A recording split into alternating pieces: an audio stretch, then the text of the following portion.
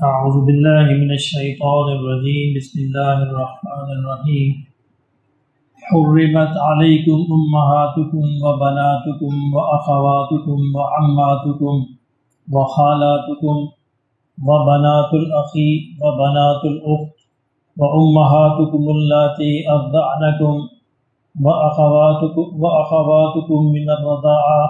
وأمهات نسائكم وربائكم اللاتي في حجوركم من نسائكم اللاتي دخلتم بهن فإن لم تكونوا دخلتم بهن فلا جناح عليكم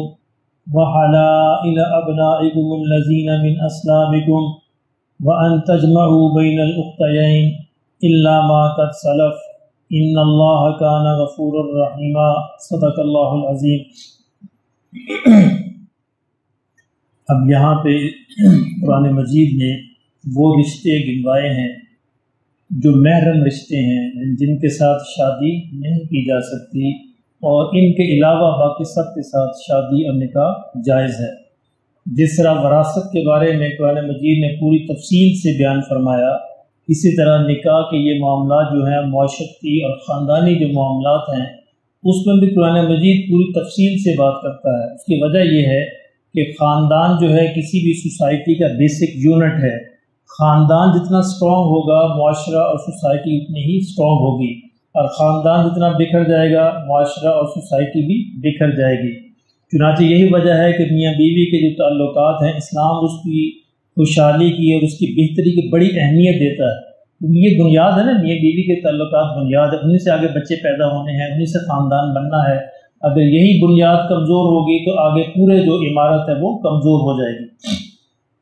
اسی طرح نکاح کے رشتے کے بارے میں اللہ نے پوری وضاحت سے بیان فرما دیا کہ یہ رشتے ہیں جن کے ساتھ نکاح جائز نہیں ہے، اور ان کے علاوہ باقی سب عورتوں کے ساتھ نکاح جائز ہے۔ ایک بات اصول کے طور پر یاد رہنی چاہیے کہ اسلام میں جنسی خواہش پوری کرنے کا واحد راستہ نکاح ہے، اور کوئی راستہ اسلام نے باقی سارے راستے بند کیے ہیں۔ آج کل ماڈرن دور میں ہمارے موبائل اور انٹرنیٹ اور دیگر چیزوں نے ہمارے نوجوانوں کے ذہن بڑے مشکوک اور تشکیک کا باعث بنا دیے ہیں۔ وہ مختلف بہانوں سے رشتے ڈھونڈتے ہیں، مختلف بہانوں سے تعلقات غیر یعنی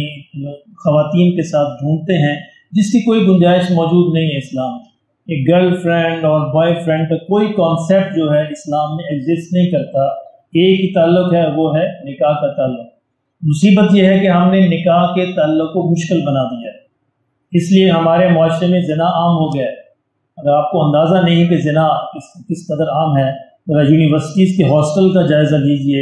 وہاں پہ ہر دوسرا تیسرا لڑکا یا لڑکی اس کے اندر مبتلا ہوتا ہے۔ اللہ ہمارے حال پر رحم فرمائے۔ اور مختلف ہیلوں بہانوں سے ہوتا ہے، اور مختلف جواز گھڑے جاتے ہیں، جبکہ یہ آیات بڑی واضح ہیں کہ اور کوئی تعلق کسی بھی حوالے سے جائز نہیں ہے۔ فرمایا کہ حرمت حرام کی گئی ہیں علیکم تم پر، امہاتکم تمہاری مائیں، و بناتکم اور تمہاری بیٹیاں، و اخواتکم اور تمہاری بہنیں، و عماتکم اور تمہاری پھوپھیاں، و خالاتکم اور تمہاری خالائیں، و بنات الاخی اور تمہارے بھائی کی بیٹیاں یعنی بھتیجیاں، و بنات الاخت اور تمہاری بہن کی بیٹیاں یعنی بھانجیاں، و امہاتکم اللاتی ارضعنکم اور تمہاری وہ مائیں جنہوں نے تمہیں دودھ پلایا ہے، یعنی رضاعی مائیں، وہ بھی نکاح کے لیے حرام ہے تم پر، و اخواتکم من الرضاعہ اور رضاعت کے رشتے سے تمہاری بہنیں، یعنی جس ماں کا دودھ پیا ہے اس کے سارے رشتے تمہارے سگے رشتوں کی طرح بن جائیں گے۔ اس کے شوہر تمہارا جو ہے باپ کی طرح بن جائے گا، اس کی بیٹیاں بہنوں کی طرح بن جائیں گی، بیٹے جو ہے بھائیوں کی طرح بن جائیں گے، وہ بھی حرام ہیں۔ وَأُمَّهَاتُ نِسَائِكُمْ اور اسی طرح تمہاری بیویوں کی مائیں، یعنی ساس جو ہے وہ بھی ماں کا درجہ رکھتی ہے، اس کے ساتھ نکاح بھی حرام ہے۔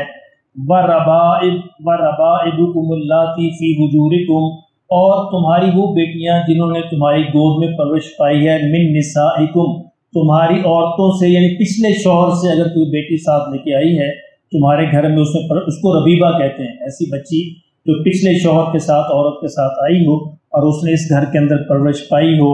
من نسائکم وہ بھی تمہارے لیے حرام ہے ایک شرط پر، التی دخلتم بہن، ایسی عورت جس کے ساتھ تم نے صحبت کی ہو، صحبت اگر کر لی تو اس کی پچھلے شوہر سے اس کی ساری بیٹیاں حرام ہو گئیں۔ فَإِن لَمْ تَكُونُوا دَخَلْتُمْ بِهِنَّ، اور اگر تم نے صحبت نہیں کی، فَلَا جُنَاحَ عَلَيْكُمْ، پھر کوئی گناہ نہیں۔ یعنی ایسی صورت ہو سکتی کہ نکاح ہوا اور صحبت کی نوبت نہیں آئی، طلاق ہو گئی ہے تو اور واقعہ پیش آ گیا، پھر اس کی جو پچھلے شوہر سے بیٹی ہیں ان کے ساتھ نکاح میں کوئی حرج نہیں، لیکن اگر صحبت ہو گئی تو اس کے بعد وہ بیٹیاں بالکل اپنی سگی بیٹیوں کی طرح حرام ہیں۔ وَحَلَائِلُ أَبْنَائِكُمْ، اور تمہارے بیٹوں کی بیویاں، یعنی تمہاری بہویں جو ہیں وہ بھی حقیقی بیٹی کی طرح ہیں، ان کے ساتھ بھی نکاح حرام ہے۔ الَّذِينَ مِنْ أَصْلَابِكُمْ، وہ تمہارے بیٹے جو تمہاری پشت سے ہیں، جو تمہاری نسل سے ہیں۔ منہ بولے بیٹے اس میں نہیں آتے، اس لیے اسلام نے یہاں پہ شرط لگائی ہے کہ تمہارے حقیقی بیٹے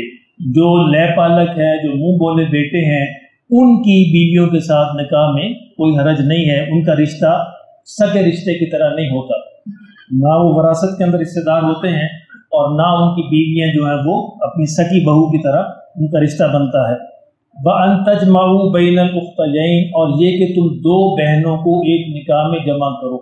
یعنی ایک ہی وقت میں دو بہنیں ایک نکاح میں جمع نہیں ہو سکتی، ایک کا انتقال ہو جائے یا ایک کو طلاق دی جائے تو دوسری بہن سے شادی ہو سکتی ہے، ایک وقت میں نہیں ہو سکتا۔ اسی طرح اسی سے یعنی حدیث پہ آیا کہ پھوپھی اور بھتیجی وہ بھی ایک نکاح کے اندر جمع نہیں ہو سکتی،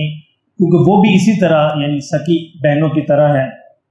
الا ما قد سلف، فرمایا کہ جو ماضی میں ہو چکا سو ہو چکا، یعنی جاہلیت کے دور میں اگر کوئی اس طرح کا تعلق بنا تھا وہ ہو چکا سو ہو چکا۔ ان اللہ کان غفورا رحیما، تو اللہ بہت معاف کرنے والا رحم کرنے والا ہے۔ تمہارے ماضی میں انجانے میں جاہلیت میں اگر کوئی ایسے تعلق ہو گیا ہے تو وہ اللہ معاف فرما دے گا، لیکن اب اسلام لانے کے بعد، قرآن مجید کو اللہ کی کتاب ماننے کے بعد، رسول اللہ صلی اللہ علیہ وسلم کو اللہ کے نبی ماننے کے بعد اب اور رشتوں کی اس میں بالکل کسی بھی حوالے سے کوئی گنجائش موجود نہیں ہے۔ تو یہ وہ تفصیل ہے، تو اسی کے ساتھ ہمارا چوتھا سپارہ ختم ہوا۔ کچھ تھوڑی سی تفصیل آگے باقی ہے جو 5ویں سپارے میں، اور کچھ اور شرطیں ہیں تو وہ انشاءاللہ اگلی دفعہ بیان کریں۔